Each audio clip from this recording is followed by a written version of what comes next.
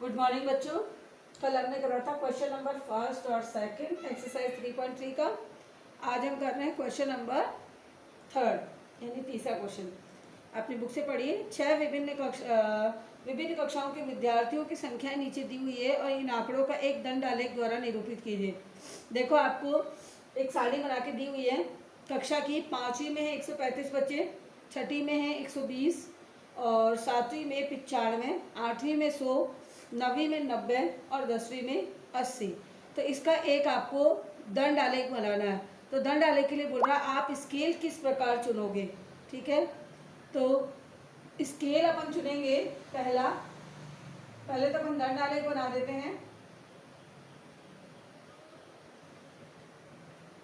ये आपने लाइन खींची ग्राफ पे, एक्स वाई ग्राफ के लिए रहेगा ये, और ये हो गया 0। ठीक, अब आप इसमें नीचे एक एक सेंटीमीटर, आपको पता है देखो डब्बे बने हुए हैं, ऐसे ब्लॉक्स बने होते हैं, 1 ऐसे।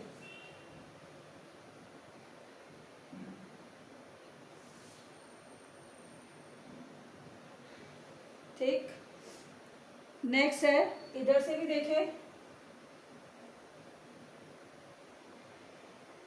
6, 8, 9, 10, 11, 12, 13, 14। आप ऐसे देखो ये लाइनें बनी हुई है, थोड़ी गहरी लाइन है इस तरह से। ठीक है, अब हमें करना क्या है, 5वीं क्लास में 135 बच्चे, तो अपन ने क्या है स्केल ले लिया, इसका स्केल। अब अपना ग्राफ बड़ा है तो 1 सेंटीमीटर बराबर अपन ने लिया है 10। ठीक है, तो 1 सेंटीमीटर बराबर अपन ने कितना लिया 10। 1 सेंटीमीटर का मतलब हो गया एक डब्बा, एक ब्लॉक जो है जो गहरे गहरे से बना हुआ है वो आपका 10 सेंटीमीटर 10 के बराबर हो गया। यानी 1 सेंटीमीटर में आपने 10 स्टूडेंट ले लिए, 10 विद्यार्थी। तो पहला क्वेश्चन का जो आंसर है वो भी यही आ गया कि 1 सेंटीमीटर बराबर 10 विद्यार्थी। अब पहले ग्राफ बना रहे हैं अपन। तो देखो 5वीं में 135 बच्चे, तो अपन 5वीं में चल रहे हैं 135। तो देखो ये माना 10, ठीक है, 20, 30, 40, 50, 60, 70, 80 ऐसे हो गया। 10, 20, 30, 40, 50, 60, 70, 80, 90, 100, 110, 120, 130, 140। अब 135 अपने को बीचों बीच आएगा। जैसे अपन ने यहाँ से सीधा आपने बढ़ाया इसको इस लाइन से और कहाँ रखा 135। 135 का आएगा 130 और 140 के बीच में एक थोड़ी सी आपको गहरी लाइन दिखाई देगी। ठीक है, उस लाइन से आप मिला देना और आपका जो ये दूसरी वाली लाइन है ब्लॉक की, आप उससे इसको मिला दो। तो ये हो गया आपका 135। और ये कक्षा कौन सी हो गई है 5वीं। कौन सी हो गई कक्षा 5वीं। 6ठी 120, चले अपन एक छोड़ देते हैं 120। तो 120 में देखो आप चल रहे हैं अपन सीधा। 120 कहाँ आ रहा है, ये रहा, यहाँ तक ले गए। अब जब 120 पे आ गया तो रोक दो और दूसरी लाइन को भी वहीं 120 पे यहाँ से, और ये बन गया आपका एक बॉक्स, रेक्टेंगल बन गया है जैसे शेप। ये दंड हो गया एक, और ये कक्षा कौन सी हो गई 6, 6ठी। आप नीचे लिख दें, मैं नीचे ये लिख दिया इसलिए। नेक्स्ट है 7वीं क्लास। 7वीं में है 95, तो एक छोड़ दो ब्लॉक, और अब है 95। 95 का मतलब है 10, 20, 30, 40, 50, 60, 70, 80। देखो 90 और 100 के बीच में पड़ेगा 95 में। तो ये आ गया मेरा 95 वाली लाइन। अब मैंने इसको इधर वाले डब्बे से दोनों को मिला दिया। ये हो गया अपना 95। और कक्षा कौन सी हो गई 7वीं। क्लियर। नेक्स्ट है कक्षा 8वीं पे 100। मैं इसको बढ़ा रही हूँ 100 तक, 95, और ये हो गया 100। ये दिख रहा है आप 100 पे, तो ये 100 पे, ये मैं थोड़ा सा, हाँ, ये अपना आ गया 100 पर। 100 पर कौन सी हो गई है? 8वीं। ठीक, मैंने थोड़ा स्पेस ज़्यादा रख दिया खुला करने के कारण।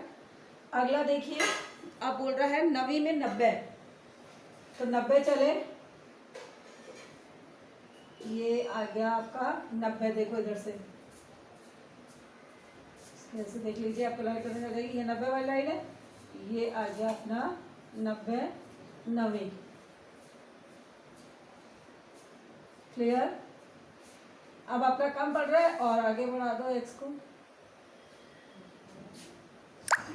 अब बोल रहा है 10वीं, 10वीं में 80, तो ये बढ़ाया मैंने, और देखो 80 वाली,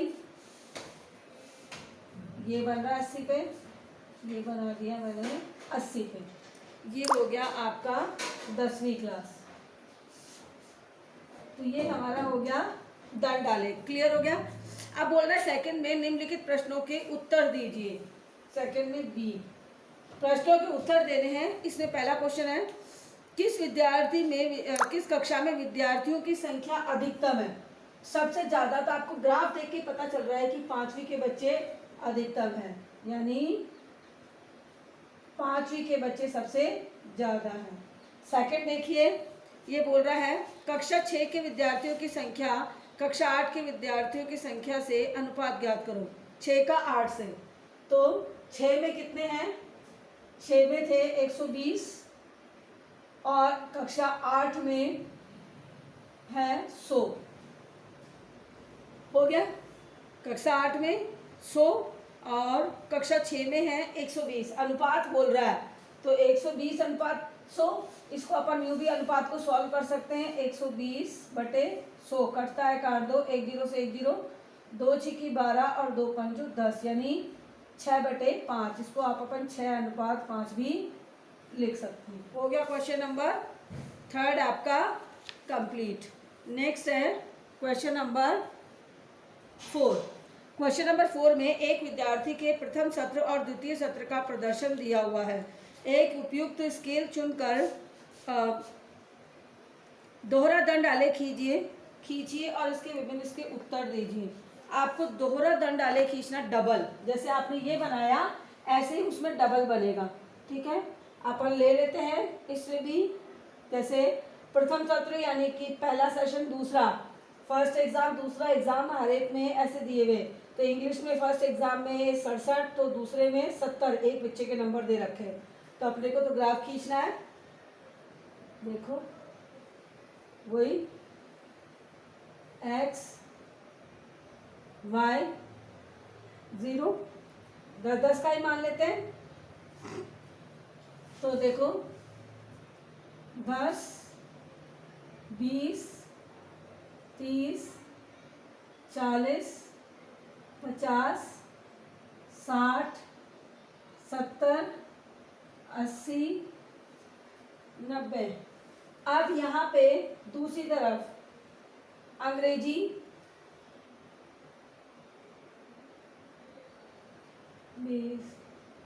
ये भी आपको कॉलम बने हुए हैं 1-1 सेंटीमीटर पे ही। अब इसे बोल रहा है कि इसका सबसे पहले तो आपको वो बनाना है कि इंग्लिश में पहले में आए 67, दूसरे में आए 70।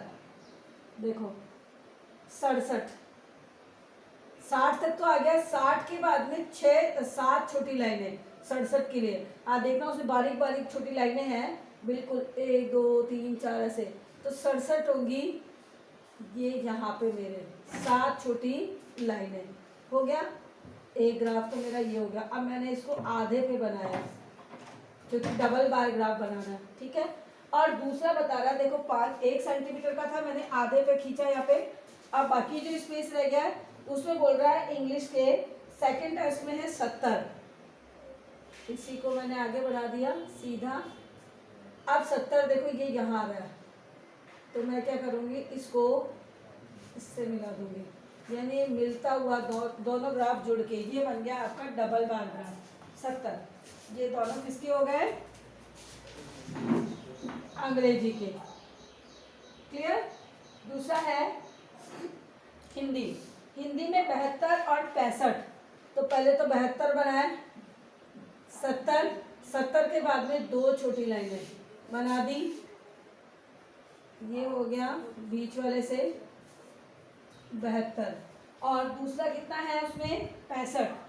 तो 65 के लिए यहीं से 65 पे जाओ, 60 और 5 65, यानी आपका बन रहा है लगभग ये 65। और ये किसका हो गया आपका? हिंदी। क्लियर? अगला है गणित।